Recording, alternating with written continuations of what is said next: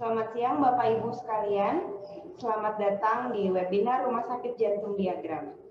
Masih dalam rangkaian acara Hari Jantung Sedunia tahun 2020, Rumah Sakit Jantung Diagram terus melakukan edukasi baik secara daring tentang kesehatan kepada masyarakat, tidak hanya tentang kesehatan jantung.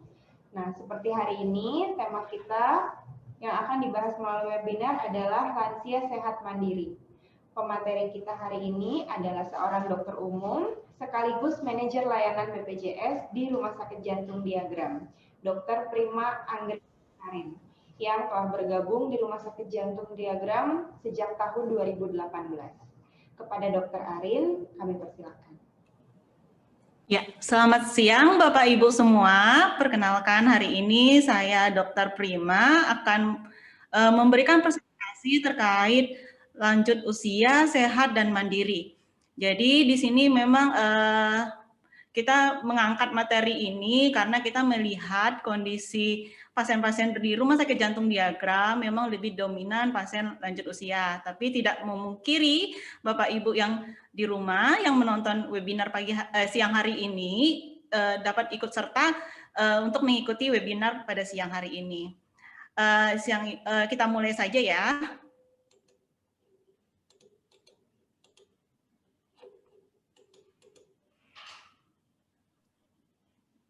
Sebentar.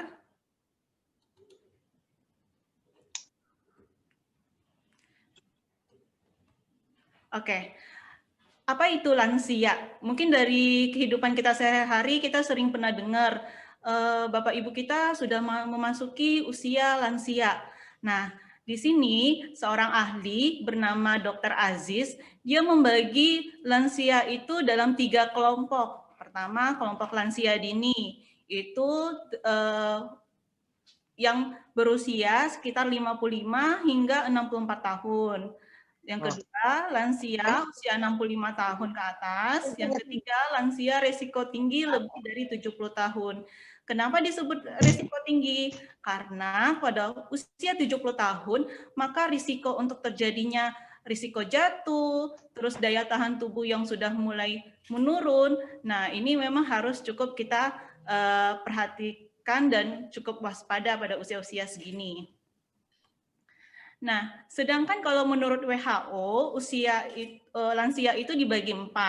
Ada usia pertengahan, middle age, itu sekitar 45 hingga 59 tahun.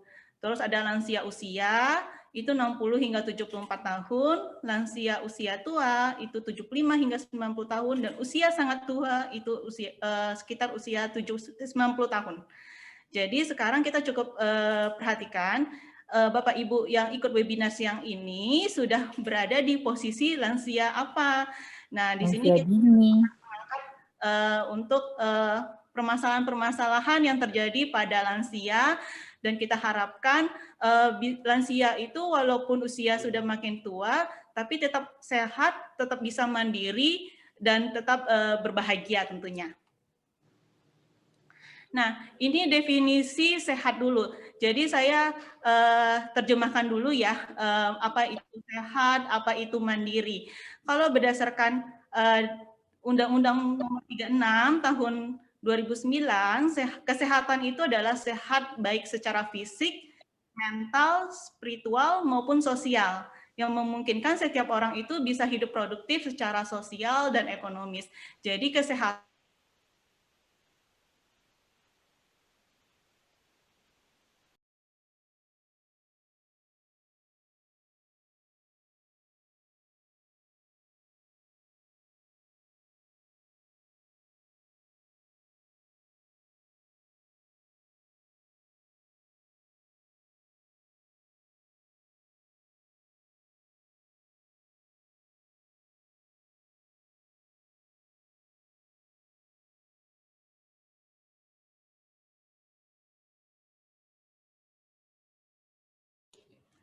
Maaf Bapak Ibu, terjadi kendala teknis barusan. Saya lanjutkan kembali.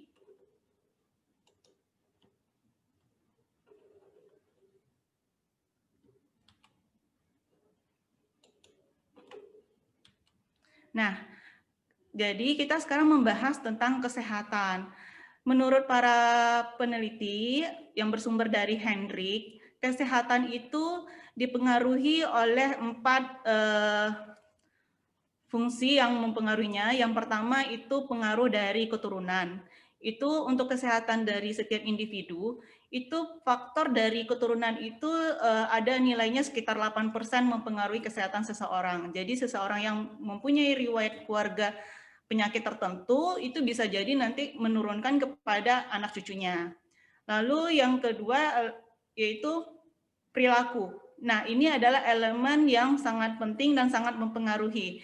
Jadi kesehatan kita itu dipengaruhi oleh perilaku hidup kita. Semakin hidup kita semakin perilaku tidak sehat, maka kesehatan kita akan juga semakin menurun. Artinya kita juga berisiko untuk menderita sakit. Nah, makanya perilaku ini memang selalu digembar-gembor oleh tenaga kesehatan, harus diperhatikan.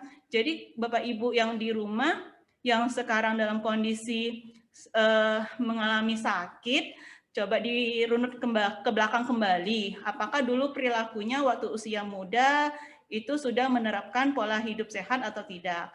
Jadi memang pengaruh pola hidup saat usia muda terhadap kesehatan kita di masa depan.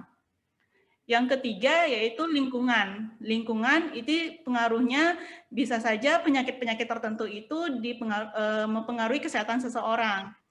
Misalkan orang tersebut tinggal di daerah yang istilahnya sirkulasi udaranya sangat tidak baik. Nah, itu juga akan mempengaruhi dia untuk menderita penyakit pernafasan. Terus yang keempat yaitu pelayanan kesehatan. Jadi kesehatan seseorang itu juga pengaruhnya adalah pelayanan kesehatan. Di mana semakin mudah menjangkau akses kesehatan, maka untuk tingkat kesehatan kita itu cukup besar untuk menjadi lebih baik. Jadi kalau mungkin kita ibaratkan orang yang tinggal di daerah terpencil, di mana rumah sakit juga jauh dari rumahnya, pasti itu juga mempengaruhi akses dia untuk mendapatkan pelayanan kesehatan. Itu juga akan mempengaruhi kesehatan terhadap individu tersebut. Jadi 4 faktor ini memang sangat berkaitan dan sangat mempengaruhi terhadap kesehatan seseorang. Nah, ini saya siang ini menyampaikan webinar memberikan materi-materi yang sangat singkat agar Bapak Ibu di rumah juga tertarik ya untuk mengikuti webinar ini. Nah, di mana kalau di sini di gambar kita melihat tua itu merupakan suatu proses yang alamiah. Jadi kita tidak bisa memungkiri kita tidak mau tua, nggak mungkin ya Bapak Ibu ya. Tetap proses terjadi penuaan baik itu pada tubuh kita, pada fungsi tubuh, itu juga pasti bakal makin lama-lama makin juga istilahnya mengalami kemunduran dalam berbagai aspek. Jadi kalau dari gambar kita bisa bayangkan kalau dulu berapa puluh tahun yang lalu sebelumnya kita usianya masih muda, dianggap muda, lalu dewasa, lalu menjadi usia tua. Nah, apa perubahan yang mungkin terjadi pada lansia? Kalau untuk perubahan fisik, yang pertama adalah dari selnya. Yang dulunya sel tubuh kita itu jumlahnya cukup banyak. Dan ukurannya juga sesuai sebanding antara jumlah dan ukuran ketika usia kita masih usia muda. Namun dengan beriringnya jalannya waktu, sel tubuh kita akan semakin lebih sedikit, namun ukurannya lebih besar. Makanya kalau Bapak Ibu perhatikan, kalau semakin tua, kenapa kulit kita semakin kendor atau semakin banyak keriput? Karena memang itu dipengaruhi oleh pertumbuhan sel kita. Lalu yang kedua, perubahan fisik yang sering terjadi kendala pada usia tua yaitu sistem saraf, di mana penelitian itu mengatakan bahwa berat dari otak kita itu menurun sekitar 10 hingga 20%. Dalam arti kata ini juga akan mempengaruhi terhadap respon kita terhadap sesuatu atau terhadap bereaksi, khususnya terhadap tekanan, stres, terus berkurangnya rasa sensitivitas dari panca indera, Yang dulu kita merasa kalau rasa sakit itu sekarang kalau usia udah mendekati usia 50-an ke atas itu rasa sensoris atau rasa nyerinya itu juga sudah mulai berkurang. Nah, ini perubahan-perubahan yang sering terjadi pada usia lansia. Nah, yang ketiga adalah sistem pendengaran. Jadi pada pendengaran pada usia lansia itu juga terjadi penurunan pada manusia, dan yang apalagi itu kalau kita sering mengalami ketegangan jiwa atau mengalami tingkat stres yang cukup tinggi. Makanya pada orang tua mungkin Bapak Ibu bisa rasakan ya, kalau kita nih di rumah ada orang yang lebih tua, coba diperhatikan. Kadang mereka nggak kedengaran apa yang kita bicarakan, seolah-olah kayak seperti tuli gitu ya, mengulang kembali kita untuk berbicara ke beliau. Karena memang pada usia lansia itu tingkat pendengarannya sudah terjadi penurunan, dan diakibatkan karena terjadinya penurunan pada silia-silia pada telinga. Terus yang keempat, sistem penglihatan. Nah, ini juga sering dialami pada usia lansia, tingkat untuk membaca atau tingkat melihat itu juga cukup terganggu. Makanya pada usia tua juga sering mengeluhkan harus membutuhkan kacamata baca mungkin. Lalu juga terjadi penurunan untuk membedakan warna biru dan hijau. Itu kenapa? Karena terjadi penurunan reseptor untuk menilai sesuatu benda itu warnanya apa. Jadi makanya untuk pada usia lansia ini memang banyak dan sangat kompleks terjadi permasalahan. Nah, yang selanjutnya yang cukup penting adalah mengenai sistem kardiovaskular atau sistem jantung. Makanya pada pasien usia tua itu sering terjadi namanya elastisitas dinding pembuluh darahnya itu sudah tidak lagi elastis seperti usia yang lebih muda. Lalu katup jantungnya mengalami penebalan dan menjadi kaku, serta tekanan darah yang meninggi akibat adanya resistensi dari pembuluh darah perifer. Jadi akibat adanya tahanan, sehingga tekanan darah itu mudah sekali melonjak tinggi pada usia lansia. Nah, yang selanjutnya adalah sistem pengaturan temperatur tubuh. Seringkali pada usia lansia ini juga terjadi gangguan dalam mengatur suhu tubuh kita sendiri, karena ini sudah terjadi istilahnya penurunan pada otak kita untuk mengatur suhu tubuh kita. Seharusnya itu kita kalau dalam situasi dingin itu harusnya kita mengeluarkan suhu tubuh yang lebih maksimal, karena agar kita bisa beradaptasi dan melawan dan menyesuaikan dengan suhu tubuh di lingkungan sekitar kita. Nah, makanya pada usia tua sering kita alami kalau lagi musim hujan itu mereka sangat kedinginan sekali. Ataupun kalau pada musim panas itu mereka juga merasakan tingkat kepanasannya juga cukup tinggi. Nah, ini penyakit-penyakit yang sering dialami pada lansia. Banyak ya sebenarnya penyakitnya, cuman ini adalah kategori dari penyakit-penyakit yang tersering. Yang pertama adalah rematik, terus osteoartritis, stroke, gagal ginjal akut, diabetes, osteoporosis, hipertensi, gastritis, dan prostat. Jadi penyakit-penyakit ini merupakan penyakit-penyakit yang tersering dialami pada usia lansia. Nah, selain terjadinya perubahan fisik, juga terjadi namanya perubahan secara psikologis pada lansia, di mana pada usia tua itu kita sudah menimbulkan gangguan pada fungsi fisik, psikis, maupun sosial yang menyebabkan suatu keadaan ketergantungan pada orang lain. Akibat kita mungkin terjadi keterbatasan, yang dulunya mungkin kita bisa bergerak sana-sini, namun pada usia lansia karena istilahnya sudah sistem keseimbangannya sudah terganggu, jadi untuk terjadinya risiko jatuh cukup tinggi, makanya perlu bantuan orang lain. Coba deh Bapak Ibu yang sering berobat atau kontrol ke rumah sakit, pasti diberikan sama pihak rumah sakit semacam stiker. Stiker itu adalah stiker penanda bahwa Bapak Ibu merupakan pasien yang mudah mengalami risiko jatuh. Jadi kita pun juga lebih aware terhadap pasien-pasien seperti ini.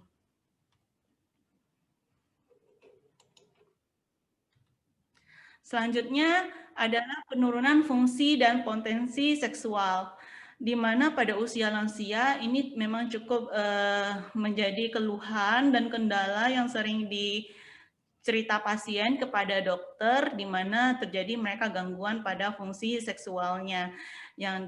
Kalau pada pria mungkin sudah mengalami impotensi, sedangkan pada perempuan sudah tidak ada lagi untuk hasrat untuk melakukan hubungan seksual dengan pasangan. Dan ini memang dipengaruhi oleh hormon tubuh, karena semakin tua seseorang maka jumlah hormon untuk ke arah situ cukup menurun juga. Nah, selanjutnya perubahan yang terjadi adalah perubahan yang berkaitan dengan pekerjaan. Ada istilah namanya post-power syndrome, di mana seseorang itu ketika usianya sudah mengalami usia tua, dia bekerja itu pensiun, maka itu akan terjadi semacam gejolak di jiwanya, yaitu akan terjadi pemikiran-pemikiran, wah bagaimana ini penghasilan saya untuk bisa bertahan hidup, untuk mempertahankan jabatan saya, dan untuk sebagai individual itu untuk berperan serta dalam masyarakat. Itu juga sering dikeluhkan oleh peserta yang mengalami istilahnya kemunduran akibat penambahan usia. Jadi memang untuk kondisi-kondisi ini memang lumrah terjadi pada usia-usia yang sudah sudah di masa lansia, sudah masa tua. Lalu yang paling cukup penting adalah perubahan ekonomi pada lansia. Ini berkaitan tadi, mungkin sudah tidak bekerja lagi sehingga penghasilan berkurang, lalu kita akan menyesuaikan dengan perubahan ekonomi yang terjadi, dan ini juga akan mengakibatkan terjadinya pemikiran, dan ini menjadi suatu beban juga, beban pikiran pada orang-orang berusia tua. Sekarang Bapak Ibu yang mengikuti acara webinar siang hari ini, coba diperhatikan, apakah Bapak Ibu saat sudah memasuki usia lansia mengalami seringnya penurunan nafsu makan, atau kalau istilah medisnya mengalami anoreksia. Nah, ini juga problem yang cukup sering terjadi, di mana pada usia lansia itu menyebabkan nafsu makannya menurun dan menyebabkan gangguan pada makan. Bisa jadinya makannya lebih sedikit, lebih lambat, dan perlu dibantu oleh orang lain. Ini bisa disebabkan oleh, pertama, masalah gigi. Mungkin Bapak Ibu yang sudah memasuki masa di mana giginya sudah mulai sering goyang, akhirnya giginya udah tinggal beberapa, ini juga akan menjadi masalah dalam proses mengunyah makanan, sehingga untuk memakan sesuatu itu juga jadinya cukup terkendala. Lalu yang berikutnya adalah kemampuan mengecap dan menghidu, di mana di sini disebabkan oleh menurunnya jumlah produksi air liur.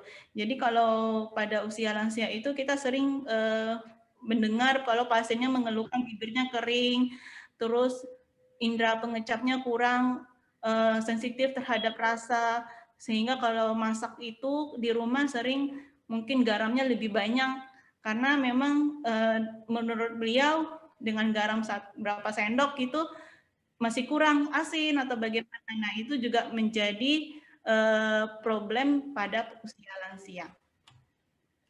Nah, hal-hal lainnya yang dapat mempengaruhi gangguan nafsu makan itu juga selain hal yang saya sebutkan tadi, bisa disebabkan karena depresi atau banyak beban pikiran, atau terjadi kemampuan yang disabilitas, sehingga untuk melakukan gerakan atau proses makan itu membutuhkan bantuan orang lain, atau untuk mengambil makan itu harus dibantu, atau juga disebabkan karena sudah masa lansia di mana anak itu sudah hidup mandiri dengan pasangannya, jadi Bapak Ibu tinggal di rumah dengan pasangan, jadi merasa sendirian, itu juga mempengaruhi terhadap nafsu makan.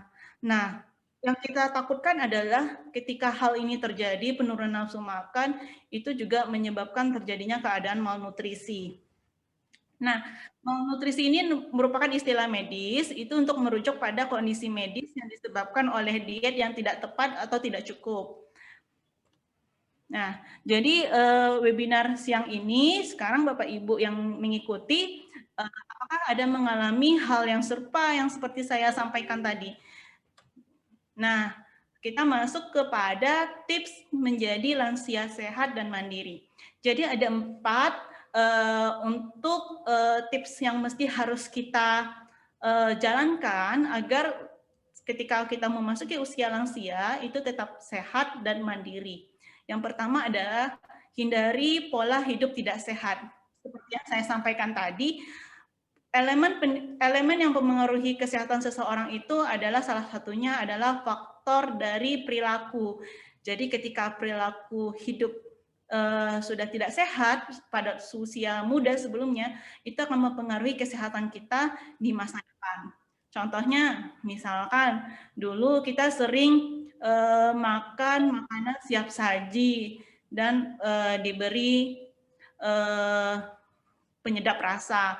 Nah, itu bisa saja menyebabkan potensi risiko untuk terjadinya penyakit degeneratif ataupun penyakit kanker pada usia tua. Lalu tips yang kedua adalah kita harus memperhatikan gizi kita, gizi seimbang. Ketiga, melakukan aktivitas fisik dan olahraga. Keempat, pemeriksaan kesehatan secara berkala.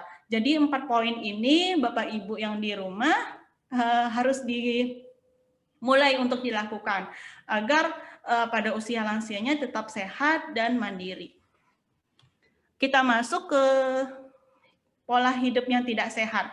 Jadi pola hidup tidak sehat itu dipengaruhi oleh gaya hidup, di mana gaya hidup itu merupakan perilaku tertentu yang telah berulang kali dilaksanakan sehingga menjadi menetap, rutin, dan sukar berubah, atau dilandasi keyakinan yang kuat karena dorongan kebutuhan yang juga kuat dan sistem nilai yang kokoh.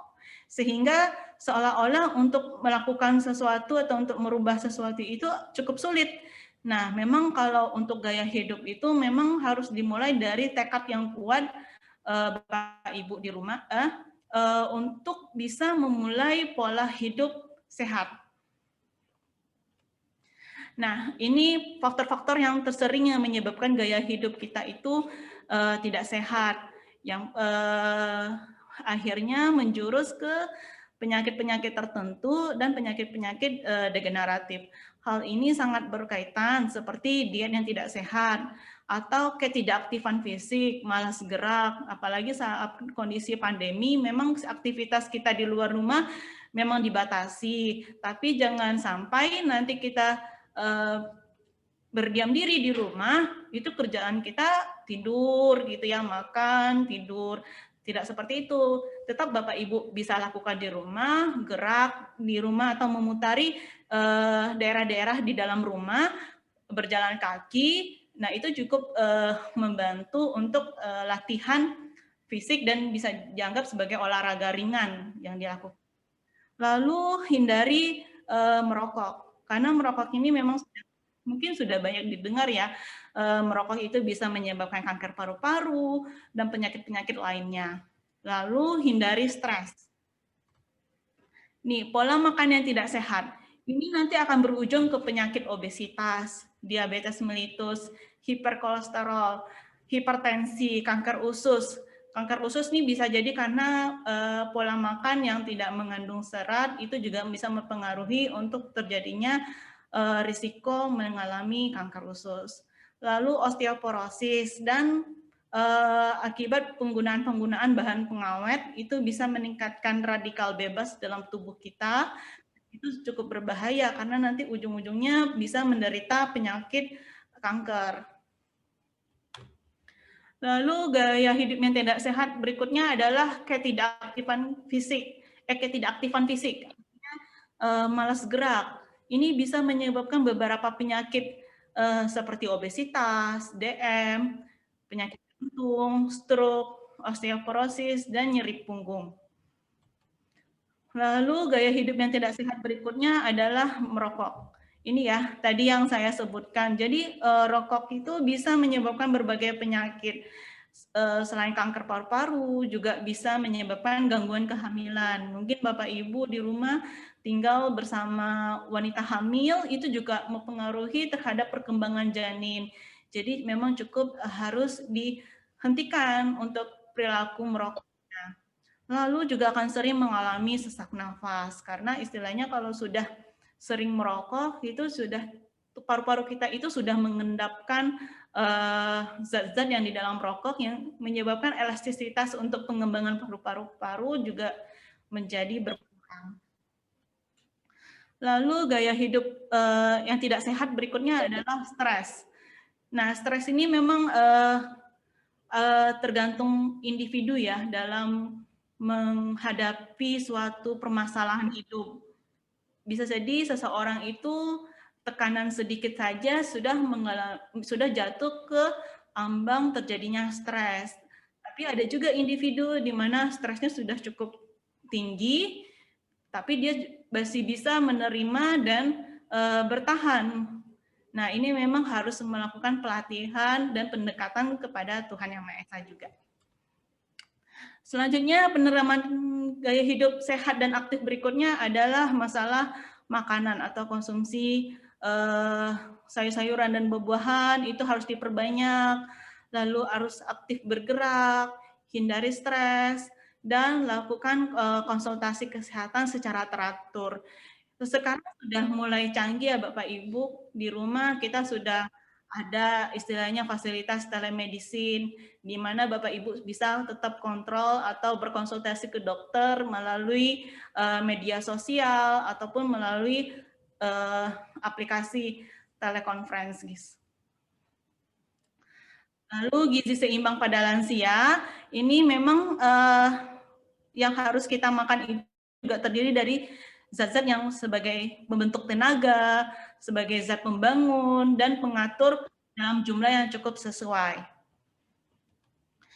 Jadi kalau usia dalam proses menua itu, kita memang ada fase pertumbuhan dan perkembangan. Itu dimulai dari usia bayi hingga usia lansia. Nah, proses menua ini merupakan proses yang secara alamiah akan terus-menerus terjadi dan berkesinambungan.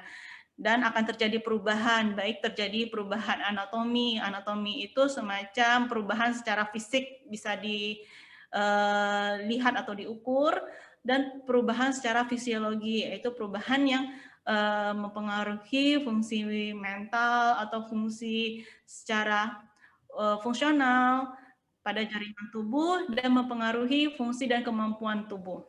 Jadi ini cukup individual. Nah, kalau untuk ringkasan untuk gizi seimbang pada usia lansia, itu kalau untuk kita bagi dalam komponen, itu sayuran itu harus 50% dari porsi kita makan sehari-hari. Lalu 1 buah per hari cukup, lalu dilengkapi dengan minum susu segelas dalam sehari, lalu protein itu 25% dan karbohidrat 25%.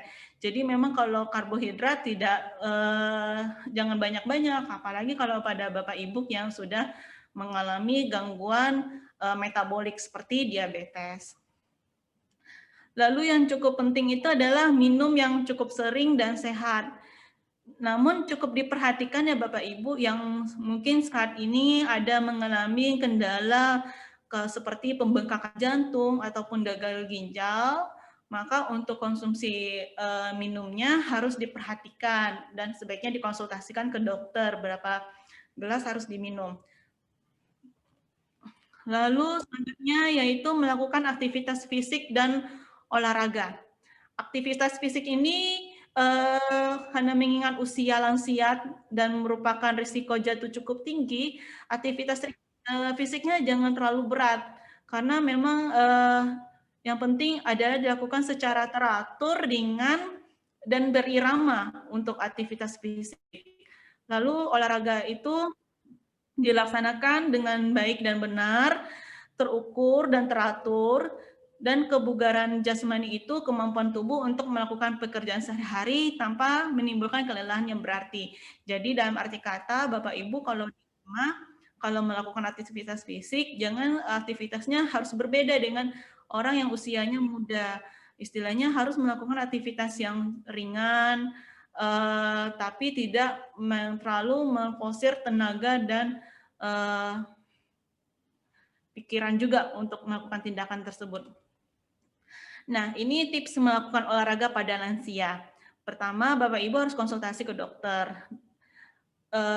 Olahraga apa atau aktivitas fisik apa yang dibolehkan Bapak Ibu lakukan di rumah, apalagi pada pasien-pasien yang mengalami gangguan jantung, itu juga cukup diperhatikan aktivitas fisik dan olahraga yang boleh dilakukan. Yang kedua itu adalah olahraga itu harus teratur 3 kali seminggu dalam seminggu. Lalu pilihlah olahraga yang mudah, aman, terus sesuai dengan minat dan kemampuan tubuh, serta dilakukan bisa dalam 2 jam per harinya. Dan dianjurkan itu setelah selesai makan. Jadi untuk sebelum memulai aktivitas itu kita harus makan dulu. Jangan sampai nanti ketika beraktivitas terjadi kondisi namanya hipoglikemi yang menyebabkan nanti Bapak Ibu pingsan atau jadi penurunan penglihatan, itu diakibatkan karena adanya proses hipoglikemi yang terjadi. Lalu juga diperhatikan adalah pakaian yang dikenakan. Pakaian yang dikenakan harus bahan yang berbahan ringan dan menyerap keringat dan tidak mengganggu untuk bergerak. Lalu olahraga yang dilakukan di luar ruangan sebaiknya dilakukan pada pagi atau sore hari. Jangan dilakukan pada kondisi matahari sangat terik karena nanti itu bisa menyebabkan terjadi proses kepanasan dan heat stroke namanya. Nah, jadi Bapak Ibu harus memperhatikan hal-hal sebelum melakukan aktivitas fisik dan olahraga. Nah, manfaat aktivitas fisik dan olahraga itu banyak yang kita dapatkan. Yang pertama adalah melancarkan aliran darah. Yang kedua, meningkatkan kebugaran tubuh, menguatkan otot, dan meningkatkan kepadatan tulang. Keempat, meningkatkan kelenturan tubuh, serta menjaga keseimbangan dan koordinasi tubuh. Selanjutnya, dapat meningkatkan daya tahan tubuh terhadap penyakit, dan menurunkan faktor risiko penyakit tertentu dan mengurangi ketegangan dan kecemasan. Karena memang saat ini kita dalam masa pandemi, untuk aktivitas fisik yang dilakukan di luar rumah, sebaiknya tetap memperhatikan protokol kesehatan, menggunakan masker, terus menjaga jarak. Nah, itu juga harus diperhatikan Bapak Ibu. Lalu yang keempat tipsnya adalah pemeriksaan kesehatan secara berkala.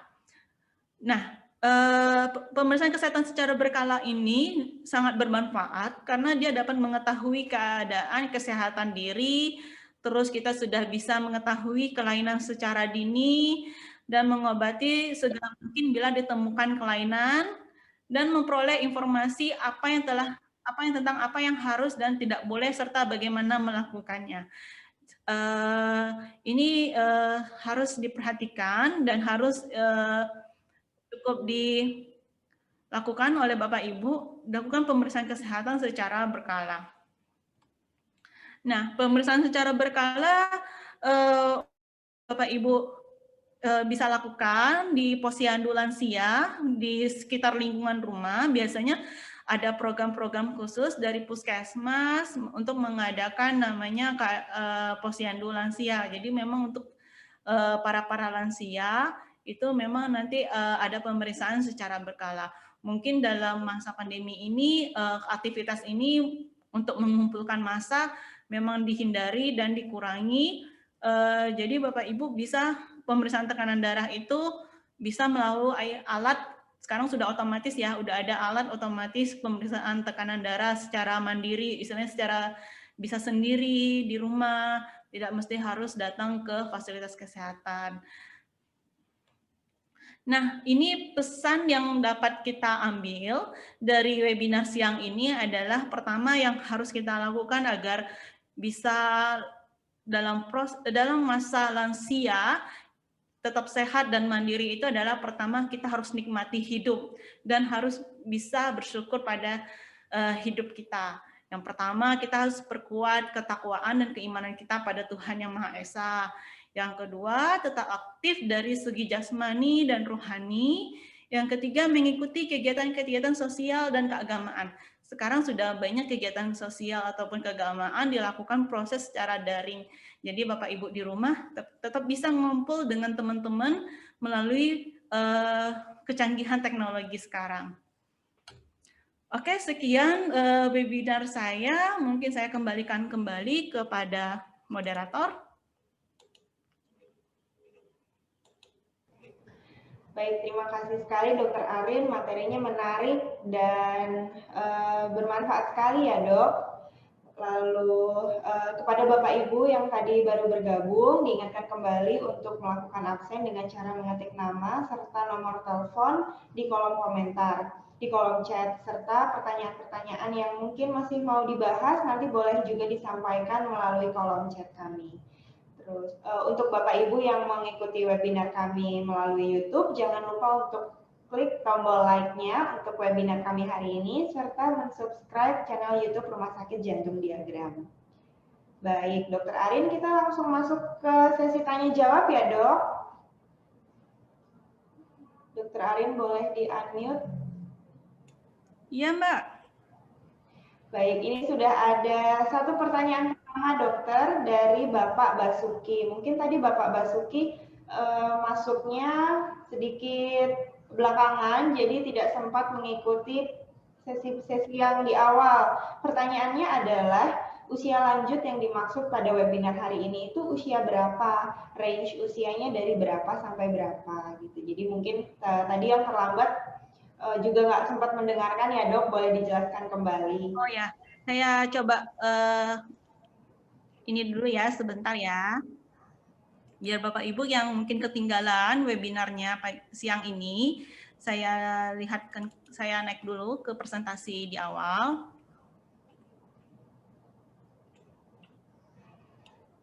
Jadi usia lansia itu menurut penelitian itu ada berbeda-beda range-nya, tapi kita mengikuti range WHO saja.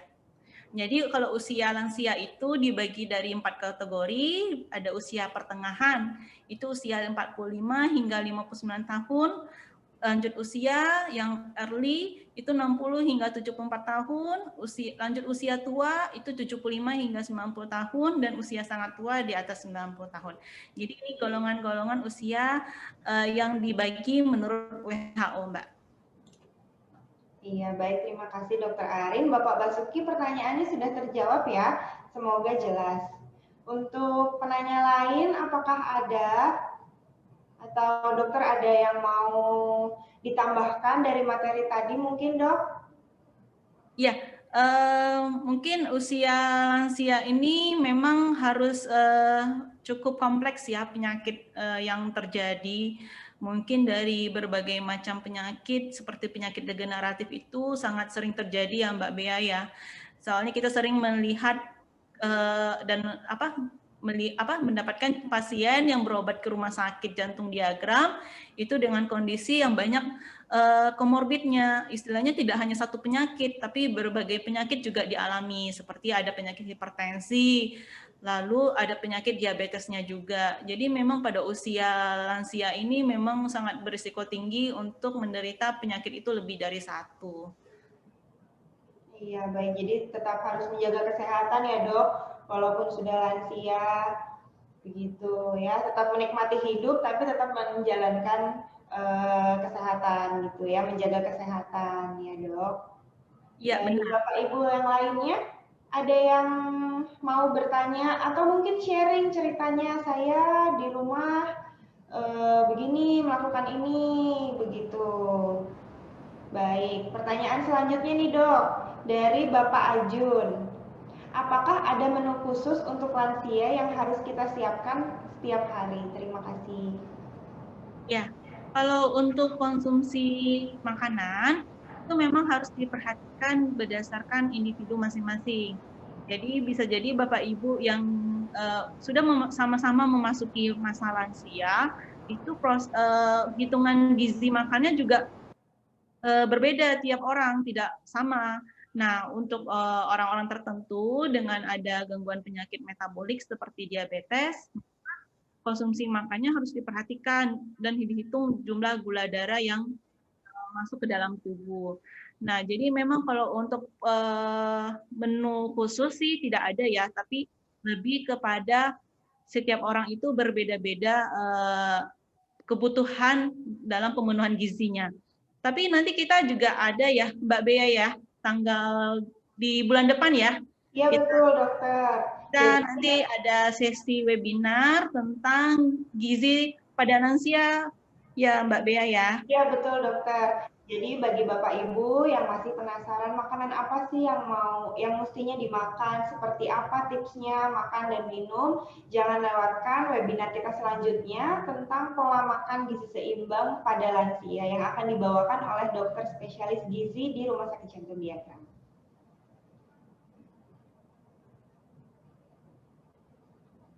Oke, dokter ada lagi yang mau disampaikan?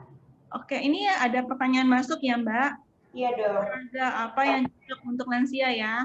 Jadi Bapak Ibu untuk olahraga yang cocok untuk lansia itu adalah olahraga yang ritmenya harus teratur dan jangan terlalu berat aktivitasnya. Bisa jadi untuk usia lansia itu jogging atau jalan kaki di sekitar lingkungan rumah itu juga termasuk olahraga, tapi harus dilakukan secara rutin dan teratur dalam setiap minggunya. Jadi nggak boleh hanya misalkan, oh tiap minggu saja nih saya olahraganya jalan. Tidak, bukan seperti itu. Tapi harus dilakukan secara teratur dalam seminggu itu kalau bisa 3 kali dalam seminggu dalam waktu minimal itu 30 menit, maksimal 2 jam. Jadi dilakukan setiap di waktu-waktu di mana suhu sekitarnya itu tidak terlalu terik dan terlalu panas. Jadi diusahakan di pagi hari ataupun di sore hari. Seperti itu. Atau bisa jadi dengan mengikuti senam. Senam ini bisa dipandu oleh sekarang sudah ada dari berbagai media sosial bisa kita ikuti untuk mengikuti gerakan-gerakan ringan dan ada senam-senam khusus pada senam-senam lansia. Itu ada bisa untuk senam jantung ataupun untuk senam-senam pernafasan. Itu juga sudah bisa Bapak Ibu ikuti di media sosial. Lalu juga bisa olahraga yang bisa dilakukan itu juga ada manfaatnya adalah seperti yoga. Itu ada manfaatnya terhadap mental juga. Jadi ada manfaat khusus dari olahraga-olahraga seperti gerakan-gerakan yoga yang bisa dapat Bapak Ibu dapati manfaatnya. Seperti itu Mbak Bea. Iya, baik. Terima kasih, Dok.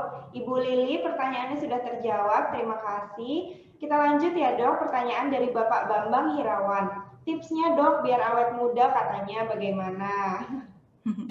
Kalau tips awet muda, Pak, yang pertama adalah pikiran harus berbahagia. Jadi kalau pikiran kita bisa tenang, terus tidak mengalami stres, lalu menikmati hidup itu dengan enjoy, dengan tanpa terbebani, itu akan terpancar aura-aura tubuh kita untuk bisa kelihatan lebih awet muda. Dan itu juga mempengaruhi nanti terhadap fungsi organ, terhadap perkembangan sel di tubuh kita. Jadi kalau kita sering secara seharian itu sering stres, beban, nah itu juga akan mempengaruhi terhadap fungsi tubuh kita, yang akhirnya nantinya terjadinya proses penuaan itu sangat cepat dan mudah terjadi. Makanya kalau kunci awet muda itu adalah kita harus berbahagia dan menikmati hidup itu secara enjoy. Dan yang kedua adalah perilaku hidup sehat. Jangan lupa minum air putih terutama, dan makan makanan gizi dan seimbang, serta memperbanyak konsumsi sayuran. Dan saat pandemi seperti ini juga dibutuhkan konsumsi multivitamin.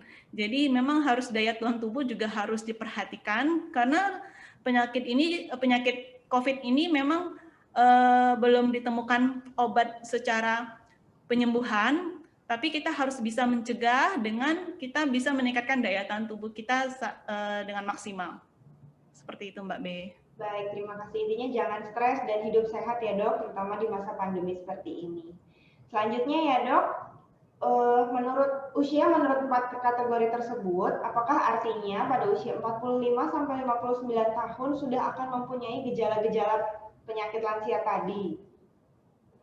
Ya, itu sudah mulai ada proses memasuki usia lansia dan itu merupakan tahap awal dan itu mulai akan terjadi perubahan-perubahan yang mungkin Ibu rasakan, yaitu perubahan secara hormonal, di mana sudah kalau yang tadi kita sudah membahas terjadi perubahan terhadap gangguan seksual, itu juga sudah memasuki fase itu, di mana kalau pada wanita sudah masuk pada masa menopause.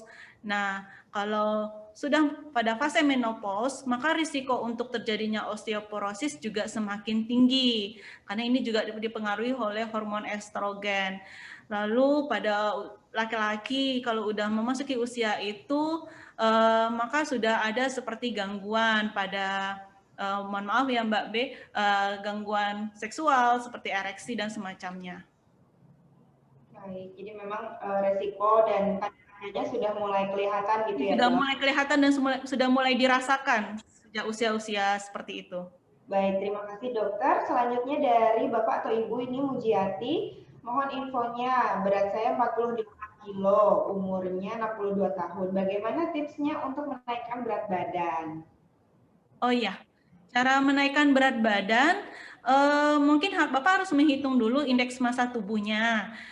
Memang ada rumus indeks massa tubuh, yaitu dari tinggi badan per berat badan dikali 100%, nanti tinggal dicari aja di Google, hitung dulu indeks massa tubuhnya, lalu nanti di situ ada kriteria apakah Bapak termasuk risiko istilahnya indeks massa tubuhnya sudah seimbang, sudah ideal, atau obes, atau kurus. Nah, nanti dilihat kalau istilahnya sudah perhitungannya ideal, maka untuk olahraga yang khusus itu memang harus diperhatikan lagi adalah kondisi fisik dan aktivitas geraknya. Dalam arti kata, kalau memang Bapak Ibu tidak ada gangguan untuk bergerak atau tidak ada gangguan nyeri pada kaki saat bergerak, itu aktivitas olahraga yang bisa dilakukan yang ringan-ringan saja seperti jalan kaki, jogging, ataupun senam-senam lansia. Jadi memang nggak ada olahraga khusus ya, misalkan usia 40 olahraganya harus ini, lalu usia 50 olahraganya harus ini, enggak. Tapi tetap kita harus menyesuaikan dengan kemampuan tubuh kita, kemampuan individu itu berbeda-beda. Dan sebaiknya kalau memang ada risiko penyakit jantung, untuk Bapak Ibu di rumah sebelum melakukan aktivitas olahraga sebaiknya dikonsulkan dulu ke dokter. Jadi ditanyakan dulu apakah aktivitas ini boleh saya lakukan dok, mengingat kondisi jantung saya sudah seperti ini. Jadi memang itu sebaiknya dikonsultasikan karena memang tadi 4 tips untuk menuju lansia sehat dan mandiri itu adalah yang keempat adalah pemeriksaan secara berkala kepada dokter. Jadi tetap harus ada pemantauan secara ketat oleh dokter gitu. Gitu Mbak B. Baik dokter, terima kasih. Selanjutnya dok dari Bapak atau Ibu Judiastuti Sudarjo. Kekentalan darah dan sering kaku. Apa penyebabnya ya dok kira-kira? Oh ya, kekentalan darah dan sering kaku. Mungkin ini nggak spesifik Bapak Ibu yang bertanya, kakunya ini kaku yang di bagian tubuh yang mana. Namun kalau saya melihat dan berhubungan dengan judul webinar kita siang ini, kekentalan darah itu bisa disebabkan oleh berbagai macam penyakit. bisa karena efek samping dari obat atau memang terjadi adanya proses gangguan autoimun, itu juga bisa pengaruh. Jadi memang harus ditelaah lagi lebih lanjut kekentalan darah yang ibu maksud atau bapak maksud ini bagaimana. Dan sering kaku. Kalau sering kaku pada usia lansia itu yang sering disebabkan oleh penyakit osteoartritis. Misalkan kalau bapak ibu di rumah yang udah memasuki faktor memasuki usia lansia, coba diperhatikan. Misalkan dalam jarak jalan beberapa meter, itu bapak ibu sering mengeluhkan nyeri di dengkul atau di lutut, kok seperti sakit. Nah, itu sudah terjadi gangguan osteoartritis.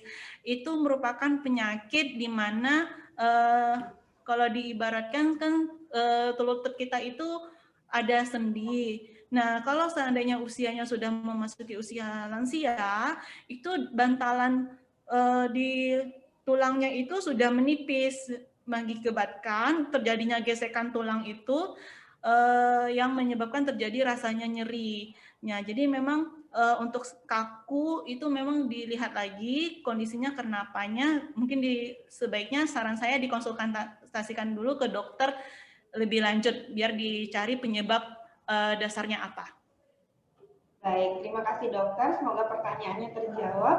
Pertanyaan selanjutnya ya dok, dari Ibu Rosita terkait BPJS nih dok. Tepat sekali ya, karena kebetulan pemateri kami hari ini adalah memang yang menangani masalah BPJS di Rumah Sakit Jantung Diagram. Pertanyaannya, apakah bisa melakukan layanan jantung lengkap secara gratis menggunakan BPJS dok? Karena kebetulan Ibu Rosita belum pernah melakukan cek jantung.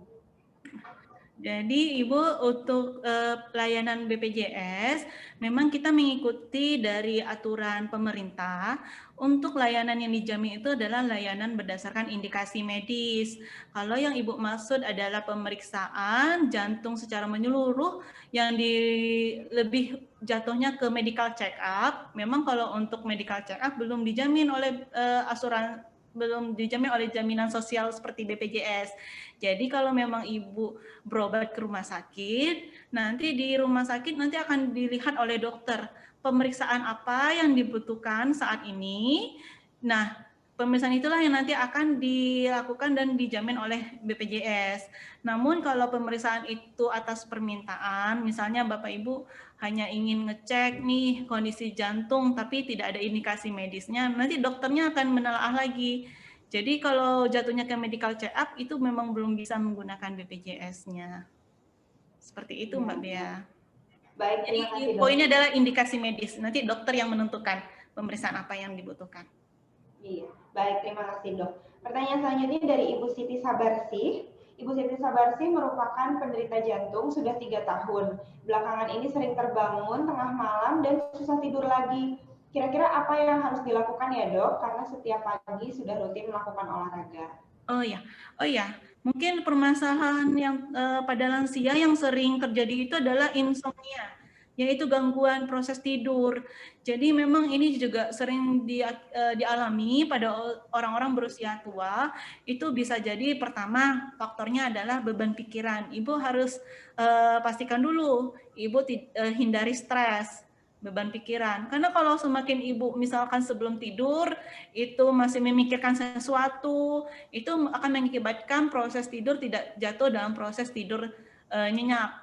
Yang kedua adalah hindari sebelum tidur itu bermain handphone atau menonton televisi. Karena makanya kalau para dokter itu sering menganjurkan sebelum tidur jangan bermain handphone, jangan membaca buku dalam kondisi yang tidak sesuai, misalnya membaca buku sambil tiduran atau menonton TV. Jadi itu bisa mempengaruhi proses tidurnya, karena nanti akan mempengaruhi kerja otak. Karena kalau kita bermain handphone, itu otak kita itu kayak masih belum rileks untuk bisa jatuh dalam kondisi nyenyak.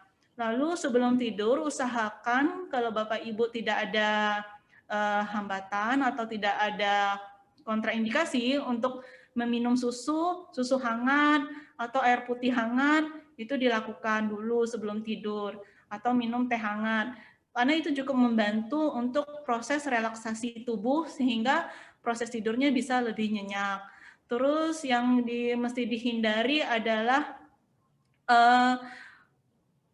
ini, Bapak Ibu, kalau di siang hari kurangi tidur yang cukup lama. Mungkin siangnya sudah tidur dalam berjam-jam. Cukup nanti akhirnya pada malamnya susah tidur. Jadi memang harus diperhatikan tidurnya itu harus disesuaikan. Misalkan kalau siang jangan terlalu lama. Lalu selanjutnya hindari juga sebelum tidur itu melakukan aktivitas yang sangat berat. Seperti itu, Mbak Bea. Baik, terima kasih dokter. Ibu Siti, semoga pertanyaannya terjawab.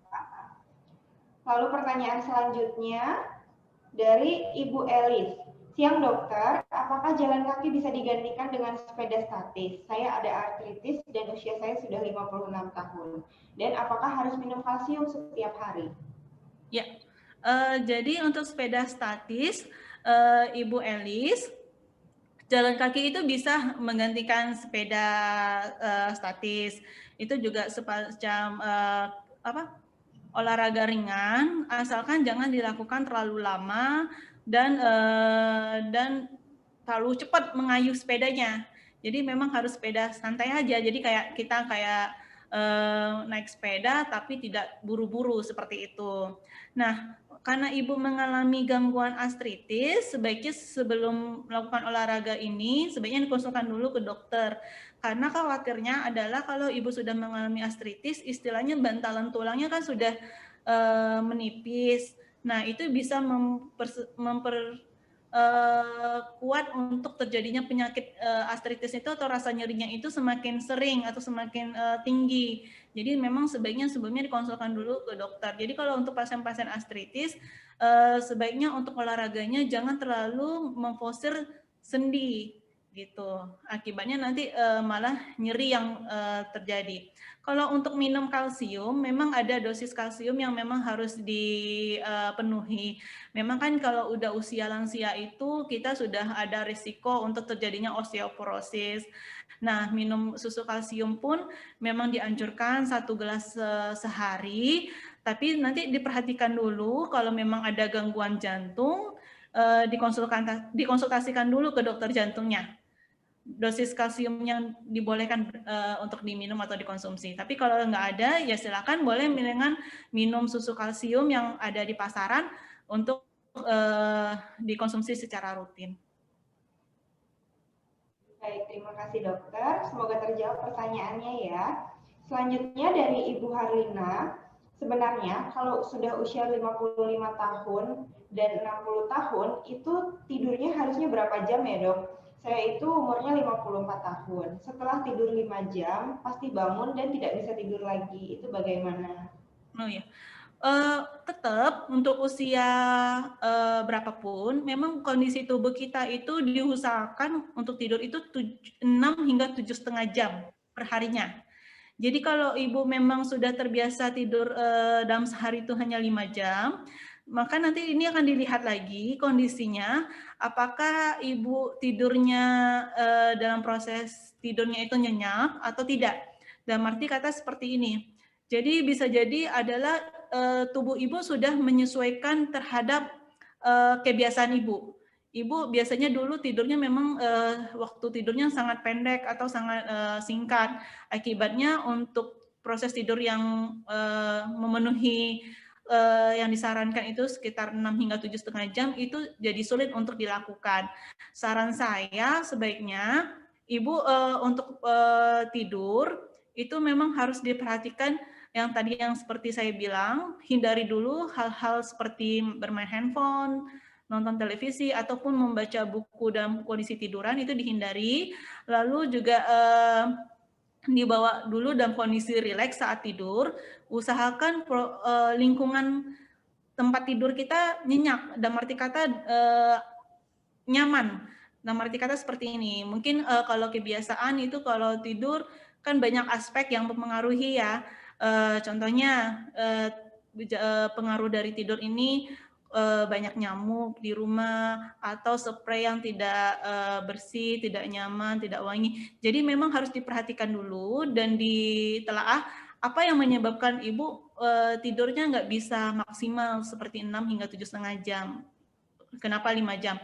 Atau bisa jadi kondisi ibu yang mempengaruhi waktu tidur ibu. Misalnya ibu penderita diabetes, maka itu memang nanti akan berisiko untuk bangun tengah malam, untuk buang air kecil, sehingga nanti untuk tidur lagi itu menjadi sulit. Jadi memang harus ditelaah lagi apa penyebab ibu tidak bisa tidur. Mungkin nanti kalau memang ibu kesulitan menelaah, bisa dikonsultasikan ke dokter gimana baiknya biar proses tidurnya bisa memenuhi 6 hingga 7,5 jam tadi. Baik, intinya sebelum tidur dikondisikan dulu supaya ruangannya nyaman, lingkungannya juga nyaman gitu ya dok. Pertanyaan lanjutan dok, tidur 7 jam, tidur siang itu termasuk nggak ya? Oh, nggak masuk. Jadi yang 7 jam itu hanya tidur pada malam hari. Baik, terima kasih dokter Arin. Bapak Ibu yang lain masih ada yang mau bertanya atau sharing tentang pengalaman pribadinya atau pengalaman orang tua mungkin kalau yang di sini mengikuti webinar. Dokter masih ada yang mau disampaikan? Mungkin pesan aja sih Mbak, karena kita dalam kondisi pandemi, saran saya Bapak Ibu di rumah tetap menjaga protokol kesehatan ya, jaga masker, memakai masker, jaga jarak, karena memang kondisi saat ini untuk wilayah Jabodetabek itu memang kondisinya pas penularan COVID-19 itu sangat tinggi, apalagi kalau sudah memasuki usia lansia, itu daya tahan tubuh sudah menurun, sehingga gampang untuk terjadi penyakit infeksi. Oleh karena itu harus hidup sehat, harus minum vitamin, harus tidur cukup.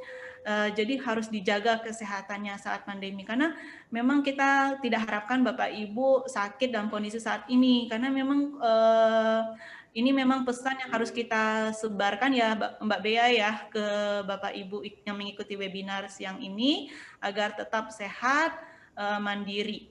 Gitu. Iya, apalagi lansia itu termasuk kelompok usia yang rentan terhadap berbagai penyakit ya dok? Iya benar. Gitu, ya. Dok, satu pertanyaan, mungkin ini yang terakhir ya sebelum kita tutup webinar kita siang ini. Untuk susu dok, susu untuk lansia. Pertanyaan dari Ibu Siti Sabarsi, saya pernah baca bahwa untuk lansia itu sudah tidak bisa lagi mencerna susu. Jadi susu apa yang cocok untuk lansia? Ya, kalau untuk susu itu memang paling cocok untuk lansia itu nanti dilihat lagi per individu ya Bu, dan saya tidak merekomendasikan salah satu merek susu ya saat siang ini. Paling yang inti yang saya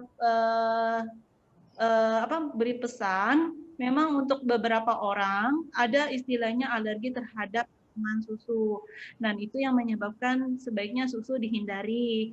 Namun kalau misalkan Bapak Ibu tidak mengalami alergi terhadap susu, susu itu juga termasuk istilahnya zat yang mesti harus dipenuhi karena di dalamnya terkandung kalsium. Apalagi untuk usia lansia, memang jenis susunya itu memang dilihat lagi nanti kondisinya, apakah dia penderita diabetes, penderita penyakit ginjal, ataupun ada riwayat alergi. Jadi untuk merek susu sebaiknya dikonsultasikan dulu. Nah, ini penting tadi ya Mbak Bea, nanti untuk masalah gizi, nanti kita ada sesi khusus ya untuk webinar ya, betul dong. minggu depan. Iya, jadi Bapak Ibu yang ada di sini jangan lewatkan nanti sesi mengenai gizi pada lansia. Akan dibahas tuntas mengenai pola makan sehat untuk lansia. Baik, kalau tidak ada pertanyaan lagi, sesi hari ini akan segera kita sudahi. Bapak Ibu yang tergabung di dalam Zoom meeting kami siang hari ini, jangan lupa untuk absen dengan cara mengetik nama dengan nomor handphone, serta Bapak Ibu yang mengikuti webinar kami melalui YouTube, jangan lupa untuk like webinar kita siang hari ini dan subscribe channel YouTube Rumah Sakit Jantung Diagram. Bapak Ibu, untuk webinar selanjutnya, kami akan mengadakan webinar dengan tema olahraga dan kematian mendadak yang akan dilaksanakan besok siang hari oleh salah satu dokter spesialis jantung di Rumah Sakit Jantung Diagram, Dr. Teku Istia Muda Perdana, spesialis jantung dan pembuluh darah. Baik, Dr. Prima Anggreni Arin, terima kasih untuk waktu dan materinya. Bapak Ibu di webinar kita siang hari ini, terima kasih juga untuk partisipasinya. Webinar hari ini saya tutup. Terima kasih dan selamat siang.